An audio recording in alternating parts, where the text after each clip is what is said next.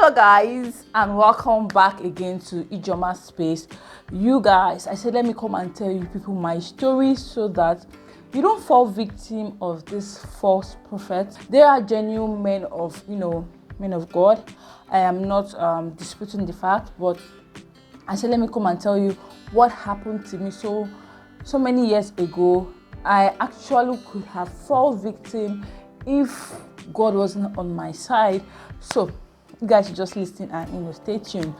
It all happened when I was still in my university days. I was traveling. Eventually, thank God that my mom was with me. She followed me. We were both traveling down to my school. So she was accompanying me to my school. We were to board a bus on that fateful day. So when we boarded the bus, we have, there's a manuscript you have to fill. And it's a norm now. If you are traveling to another state, you have to fill up the manuscript, your phone number, your name, address, and so on and so forth. They passed the manuscript according to, I think, how you have paid or how you're going to sit down in the bus. So we've all filled our names. My mom actually said she noticed the man. My mom actually said she noticed the man of God, quote unquote. He was checking the manuscript. You get the point. So me, I was so naive then. I don't even know what they were doing. We all filled our manuscript and we entered the bus. So now, where I was now sitting down inside the bus.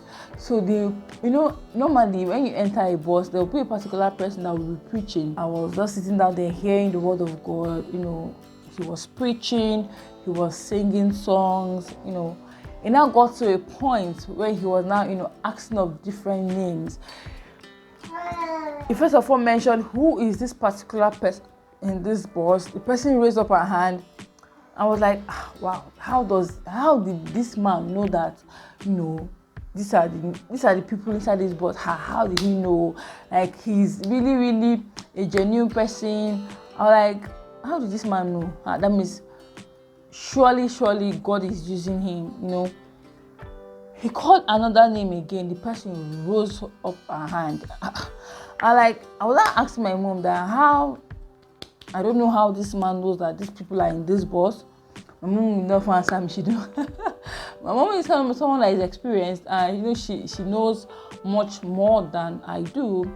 So I kept quiet. The third name he now called my name. And I said, who is Ijeoma in this bus? I was like looking. I was kind of jittery. I was just looking sideways. I said, in my mind, I was like, how does this man know my name? I don't get it. My mother was like, I should not dare raise up my hand. I was like, how does this man know my name now? She was like, I should not dare it. I should not even raise up my hand. That she's going to tell me something.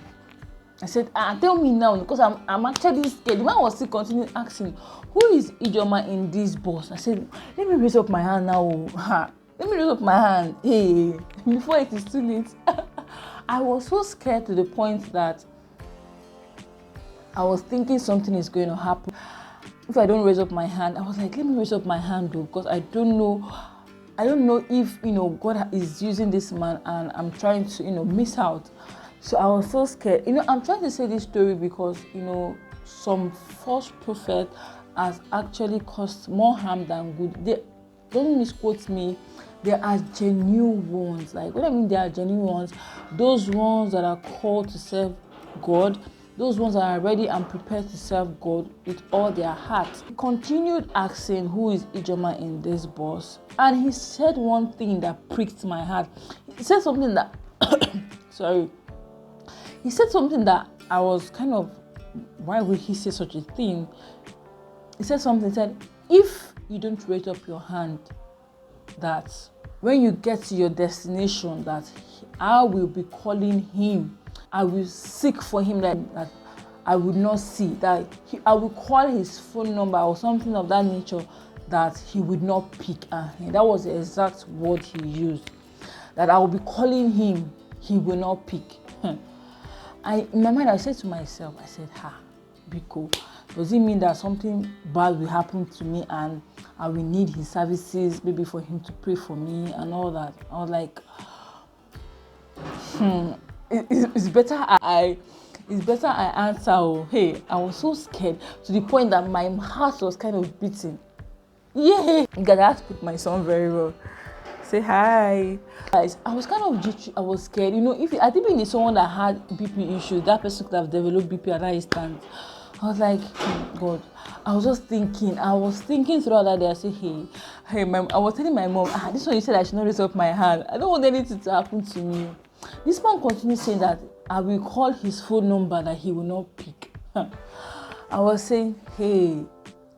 My mother was saying, I shouldn't even raise up my hand. I was so sure that I should not raise up my hand. That if I raise up my hands, that she's going to give me a dirty slap. And African mothers now, when they say they will give you dirty slap, they mean it though. They will give you the dirty slap. You're not going to do anything. So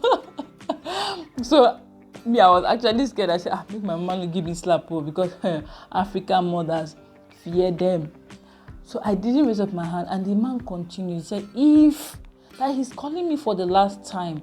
That if I do, Baba, that he's calling me for the last time. That if I don't raise up my hand, that I will need his help. That he will not pick me. That he's calling me for the last time. That if I don't answer, that I'm going to need his help, and he's not going to pick my call. You guys, I wouldn't lie, I was filled with fear. I and my mom, we dropped, we got to our destination. When we got down, I was asking my mom, I said, see, you don't allow me not to raise up my hand. My mom said, I should just keep quiet. That do I know that these people look at the manuscript and start calling names? I was like, seriously? So, I was like, wow. And at the same time, I was still scared because the day has not passed, so I'm still scared, even despite the fact that my mom was like trying to convince me. So I was still waiting. Do you know that day I got to my hostel, I could not do anything. I was still waiting to see that if something will happen to me. You guys, I said, why? I waited throughout. My mom said, go and do your things. Be free. Nothing they happen.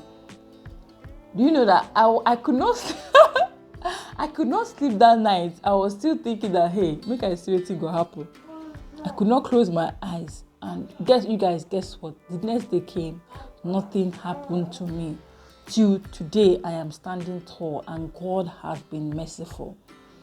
I want people to understand something. This thing has been going for a long time, and there are some false prophecies that they come out to the public space to deceive people. I don't know why it is still in existence, because maybe they derive joy or they derive money from it. But even though you want to do the word of God, even though you want to work for God, you shouldn't use that to threaten people, because I felt it was a threat. He threatened me at that point, because why would you tell me that I will need your assistance? Just like maybe something bad is going to happen and I'm going to be calling him to pray for me, or I'll be in dire need of him. So why are you using, you have the conscience, you are using the name of God to threaten me? I just want to point out something, that people should not use the word of God to threaten. Because if he was to be God, believe you me, people will people will be dying every day, because if you just commit one sin, you are out of the way. Straight up, you are out of the way. So because of you called me, you are now threatening me that I'll be in dire need of his help, and he won't pick up the call. Just imagine if he was to be God. And I have seen multiple times, and God will not still answer my prayers, because I pray and I still sin, but God still answer my prayers, right? And now imagine if he was to be God, what will he do? That means make people just they go now. That's just the case. I just came out here to tell my story, so that people don't fall victim. I'm not saying they are not genuine men of God, though. They are genuine men of God that Like I say, they prophesy and it works. You get the point. But you don't come out. The Bible said that in the last days there will be false prophecies, and I think it is one of them. You get the point. And they have deceived a lot of people. That had it been I'm a kind of a BP patient, and he told me that thing. You know, that fear now comes before you know it, my BP is back and all that, and before you know that person can even go. The person can die. That's just the truth. So people should just be be careful of what they do, despite the fact that they just want the money by all means. You get the point. So please, I want you guys to learn something important from this video. You get the point. So thank you for watching. Please do well to subscribe, share this video if it means a lot to you, and also hit the notification bell. The purpose of that is that anytime I upload a new video, you will be the first to get it. So thank you for watching. See you in my next one. Bye bye.